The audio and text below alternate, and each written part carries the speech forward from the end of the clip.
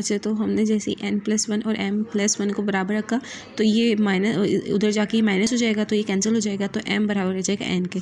तो मतलब ये वाली प्रॉपर्टी सेटिस्फाई होगी। अच्छा, अब हम आगे बढ़ते हैं। तो आगे क्या है, एक्सियम ऑफ इंडक्शन। अब हमारे पास पियानो एग्जाम में एक और आता है 5th पॉइंट, वो क्या होता है, इंडक्शन का रूल। इंडक्शन आप लोगों को पता होगा कि पहला एलिमेंट लेते हैं, फिर उसमें 1 प्लस करते हैं, k+1 प्रॉपर्टी को सेटिस्फाई करवाते हैं वो।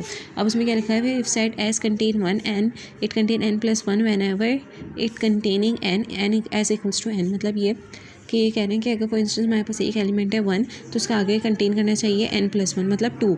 ठीक है, वो कंटेन करना चाहिए और वो जो है वो नेचुरल नंबर्स में बिलोंग करना चाहिए, ये बोल रहे हैं। ठीक है, अब एग्जांपल में हम देते हैं। फॉर एग्जांपल हमारे पास एक एस सेट है जो वन कंटेन करता है, n+1 whenever it contain n। ठीक है, मतलब ये अगर ये 1 कंटेन करते हैं तो ये n+1 भी कंटेन करे, तो हमारे पास सेट क्या बनेगा, 1 2 3 4 इस तरह से सेट बनेगा। और हमें पता है कि ये पूरा सेट जो है ये नेचुरल नंबर में भी बिलोंग करता है, तो हमारा मतलब हमारा ये एग्जाम्पल सेटिस्फाई करती है। ठीक है, ये क्या है, एक मैथमेटिकल इंडक्शन है। अब हम आते हैं, अब प्रॉपर मैथमेटिकल इंडक्शन क्या होती है, उसमें ये कि P1 इज़ ट्रू, मतलब ये जो हमने ऊपर पढ़ा है कि 1 कंटेन करना चाहिए, इस तरह P1 ट्रू होना चाहिए, इस तरह Pn+1 ट्रू होना चाहिए।